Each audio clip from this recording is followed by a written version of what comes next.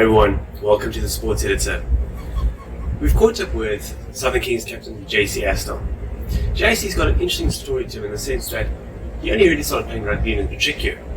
Fast forward a few years, he spent some time in France, and now he's found his way back to the Southern Kings, where he's doing his bit there for the Eastern Cape side. We chatted to him, asked him what it's like being under the helm of Robbi Kempson, as well as the legendary Springbok Braam from Straaten. We also chatted to him a bit about the challenges that Southern Kings currently face, as well as playing the Pro 14. Like, share, and give us some insight as to what you think of the interview. Thanks very much. Have a good one. JC, thanks so much for joining us on the Sports Editor. Really good to chat to you and catch up on rugby and what's happening with the Southern Kings. No, thank you very much. Thank you for having me. Good, man. JC, you obviously come from a strong rugby town in Vryheid. And during your school career, who was a major influence who convinced you to pursue a professional career in rugby? Well, to tell you the truth, at school level, I never thought actually that I would become a professional rugby player in that sense. In my matric year, actually, Rick Verster is an ex-Cheetahs player as well. He's coached me in matric, and he basically took me from nowhere to playing Craven Week that year, and I just had that massive confidence in me, and that just filtered onto the field, and I got a few opportunities from that. My word, that's I would say literally just maybe him.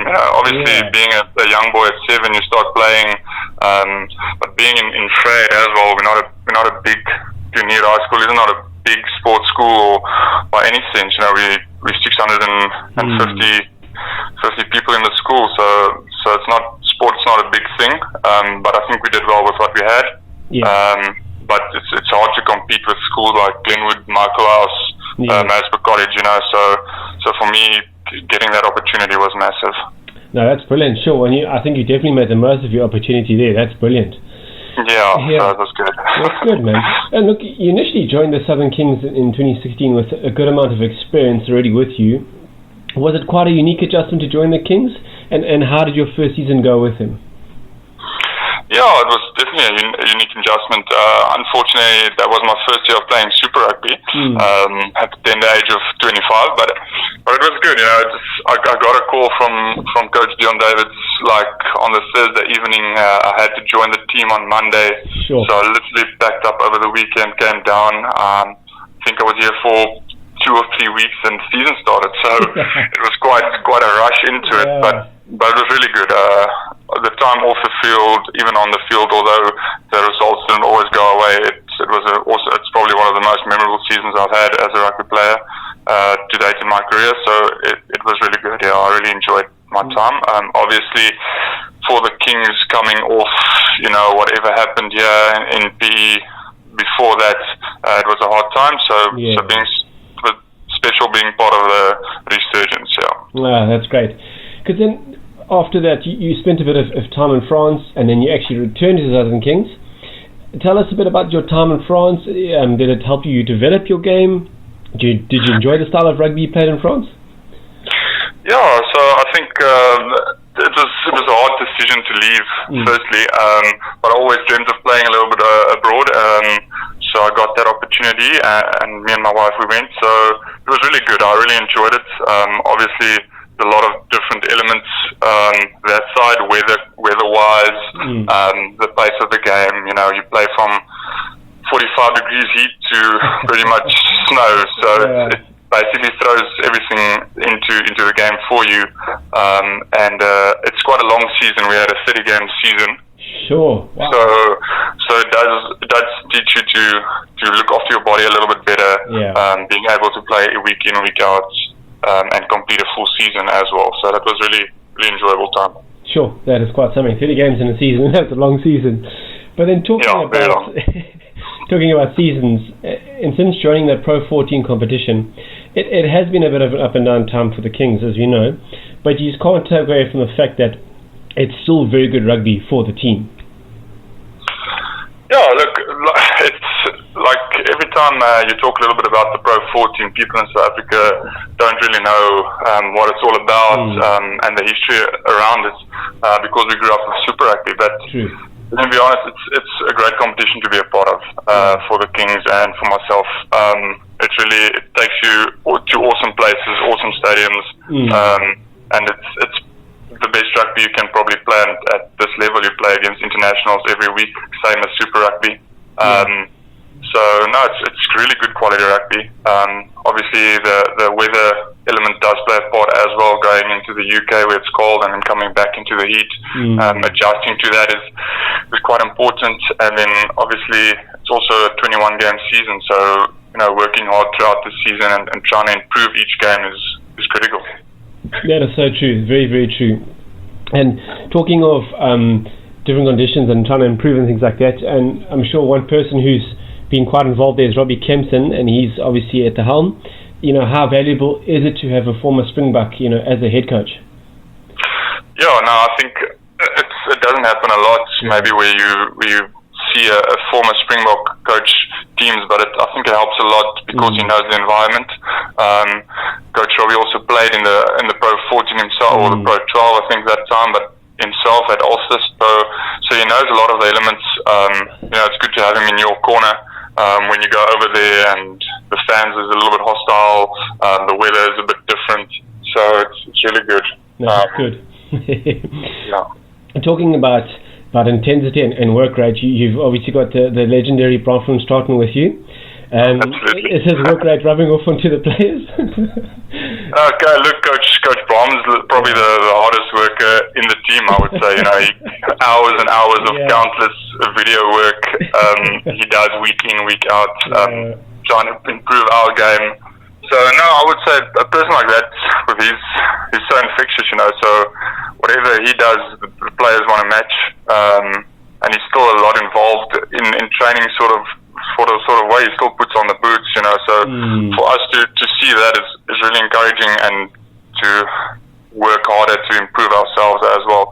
Being Coach Braam as well, playing on the international stage, he knows what he's talking about, and it's always good to just sit down with him one-on-one and just tap his mind for that information.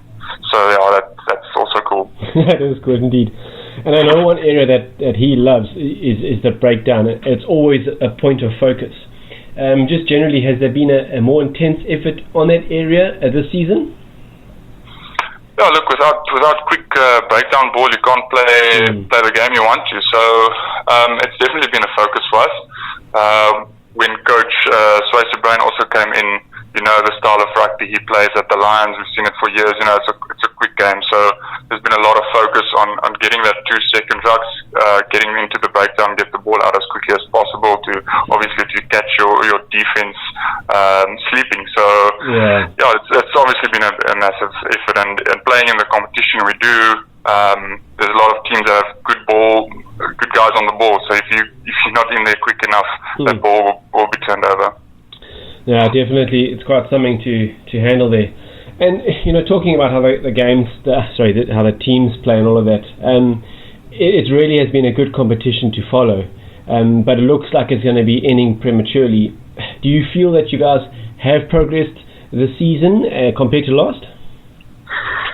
Yeah, it's like two very contrasting seasons, I would actually say, being a part of both of them. But last season I felt we were really on the cusp of turning things, and this season started. I really felt our first game against the Cardiff Blues here at home, I think we had good pre-season games, and I think we really played well.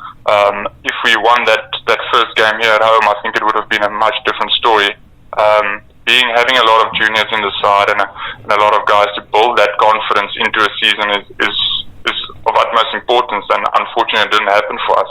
Yeah. But I think as the season grew, we gained a lot of confidence. I mean, the guys won an away game against the Ospreys. That was massive for them, and so hard season again. But I think the guys were on the up, and we really looked forward to the second part of it. But unfortunately, this pandemic has taken over. Yeah, unfortunately, because the brand of rugby, like I say, you watch a few games, it's actually quite exciting, and really it must be something to play in those conditions. But talking about that, coming to an end, it looks like there's a new competition starting in South Africa, let's say hopefully soon, we don't know. But will you be looking forward to that new your competition a bit of a breath of fresh air, helps the squad stay focused? Yeah, if it happens, it will be awesome. Being able to test yourself against the Super Rugby teams again would be nice. I think everybody is like starting at the bit to just start training and playing again at the moment because, as rugby players, we enjoy being out and about and running around and lifting some weights and stuff. So it's been hard for a few of the guys. For me myself, it's been tough as well. So I just want to get out there and hopefully play as soon as possible because that's what we need. Yeah, definitely. And JC, it's quite a common question now, and people are talking about it quite often. But how have you managed with this lockdown? Has it given you time to reflect on your own game, training programs? How have you dealt with it?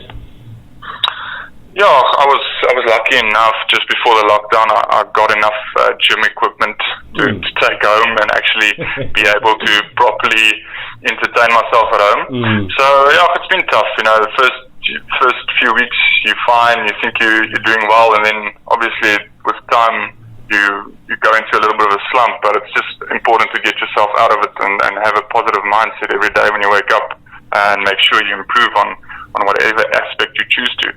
So yeah, that's probably the most important thing. That's true.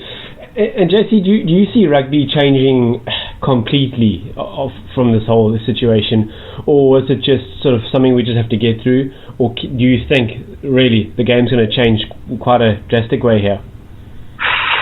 Look, it's hard to say. I really don't know. There's been a lot of talks on the media and stuff of what's happening and where they want the global game to go.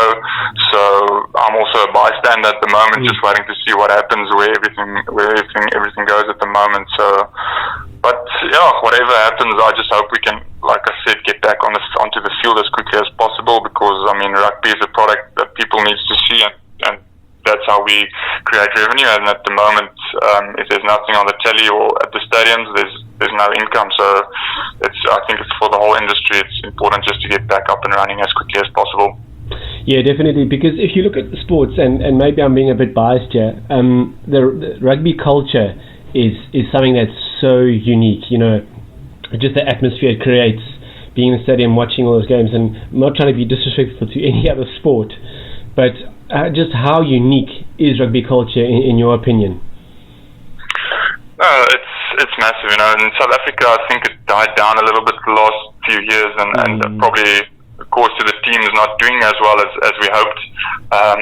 But if you go overseas and you play at Ulster or Munster, Leinster, yes, those people are so passionate, and the rugby cultures are so big that side.